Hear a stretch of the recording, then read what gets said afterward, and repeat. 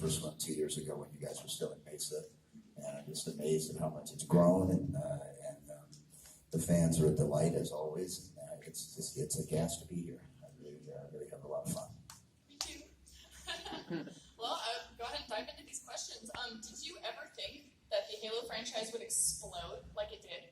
No, when we did Combat Evolved, which was 2001, we recorded it in 2000, I think.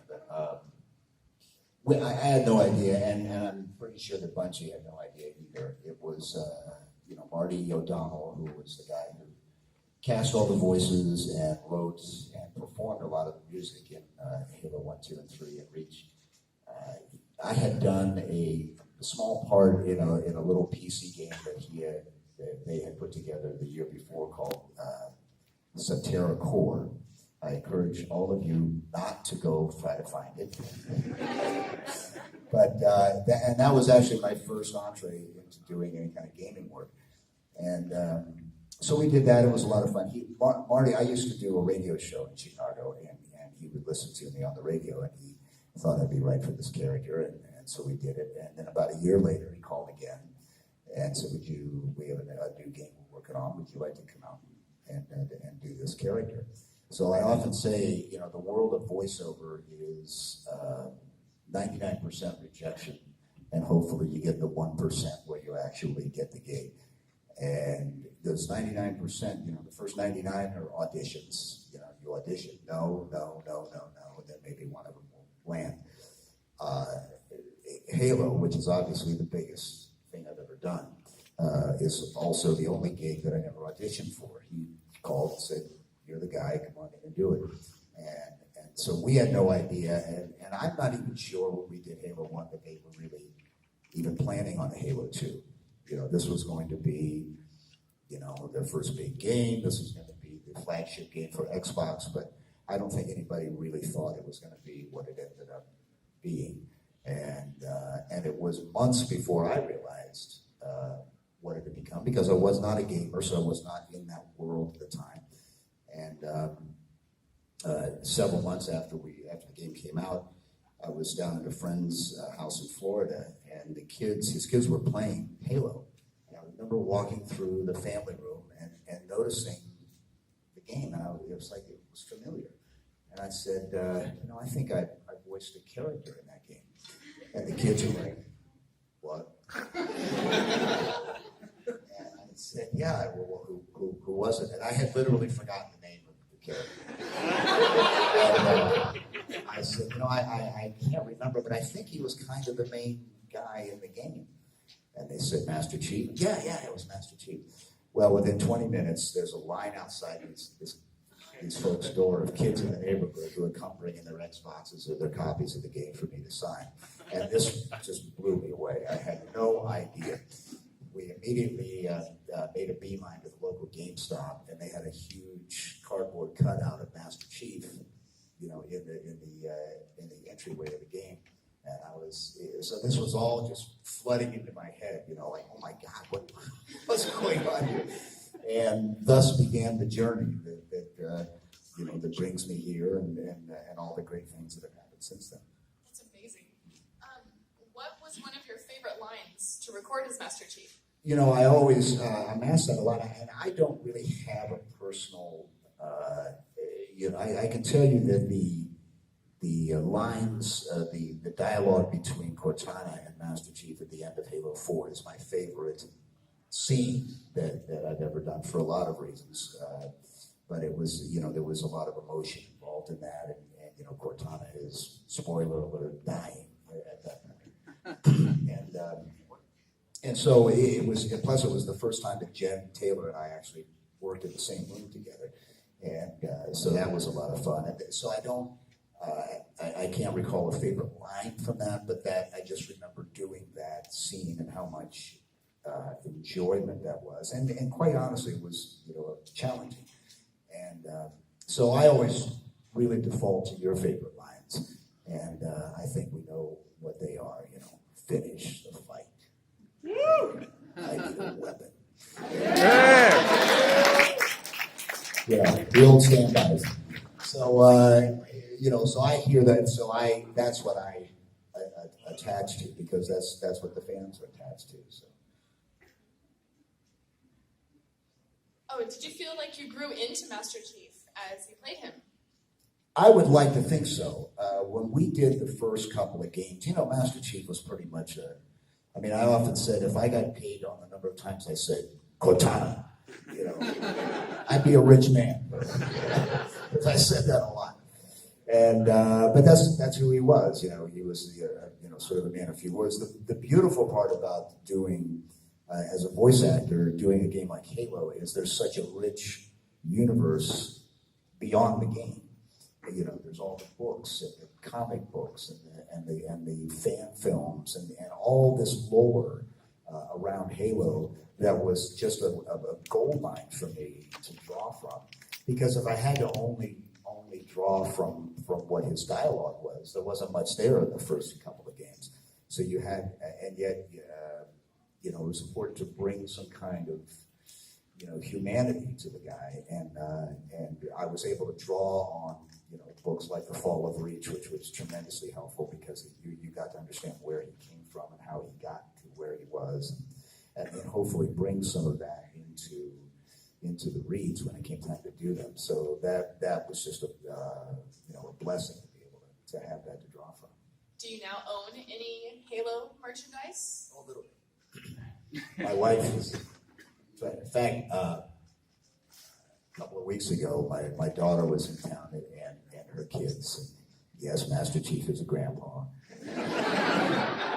I actually started to divest myself of some of my Master Chief, because I have a 4-year-old grandson, and I had this vision of I would save all this stuff for him when he was old enough to know what it was. Well, I got one of those Master Chief, statues about this high. And he took one look at that, and he was like, G-Pong, I want that. But yeah, and the cool thing is the stuff that I get from fans, and I've gotten some things while I've been here at GameOn, the fan-generated stuff, which is, somebody gave me the idea yesterday that I should start, assembling all that stuff and put it up on Facebook, because I get some really cool things. My favorite, the poor thing is pretty much dead now, but somebody made a Master Chief dolls about this high, one completely out of duct tape, and it's all the colors are all true and all that, and it was really amazing. And it's literally all duct tape. Now, unfortunately, after a while, the duct tape, so poor Master Chief is kind of he's not doing too well at the moment, but yeah, so I get a lot of that kind of stuff, which is pretty cool. My favorite thing right now is a life-size scale plasma rifle, and I think they only made about 900 of them. And the 343 people gave me one. I was actually supposed to give it away at an auction. That never happened. I meant to, but yeah, there's some cool Halo paraphernalia out there that I was able to get my hands on some of it. It's really cool. Do you feel like you poured any of your personality into your roles as Master Chief? Well, I'd like to think so. Unfortunately, we're on camera, because if we weren't, I'd say, well, yeah, I'm 7'5" and 475 pounds and no body fat. Yeah, I'd like to think I could a little bit. But unfortunately, we're on camera, and that's not true. But I think any actor doing, whether it's a video game or it's an on camera or it's a commercial, you have to bring some of yourself into it in order to make it real. That's part of what acting is, and so I'd like to think that I bring something deep inside that manifests itself in Master Chief. But the nice thing about it is I love the guy. I mean, I just love his character. I love who he is, and I love what he stands for, and I love how he moves through his universe. So it's easy for me to sort of slip into the Mjolnir there and pretend like. Plus, the fact is, I'm living a childhood fantasy here. I mean, especially young boys who didn't dream of, when I was growing up, it was Superman and Batman and Spider-Man. Who didn't dream of, pretending like you were one of those guys? And so here I am much later on doing that, with Master Chief. So it is a bit of a fantasy that came true. Are there any other big roles you've ever wanted to take on? Well, nothing really that comes to mind. I mean, every role has an appeal to it. I mean, even when you're doing the simplest of things, like a I don't know, a car commercial or something. If you can bring something to that helps sell cars, then you've done your job. And with the video game stuff, if you can, and this has happened with Halo and with Master Chief,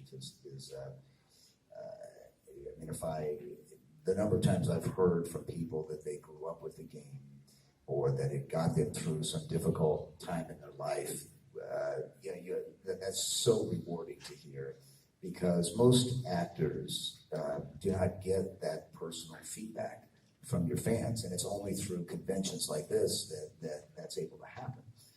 Most of the time we do work, you never see your audience, much less hear from them. And to be able to get that kind of feedback is incredibly rewarding, and it makes the job even that much more fun. Was recording difficult on your vocal cords at any time, like your screams, falling? It presents some challenges. The first, when we did Combat Evolved, like I said, I was completely new to this world, and so we did a couple of days of doing his lines, and then the last day was what I would call the death sessions, because you have to record all the various ways that you guys screw up at Master Chief. Sorry about that. So, and you get all these directions like, okay, he's, got his limbs cut off and he's falling from a 4-story building into a boiling, sea of fire. Let's go.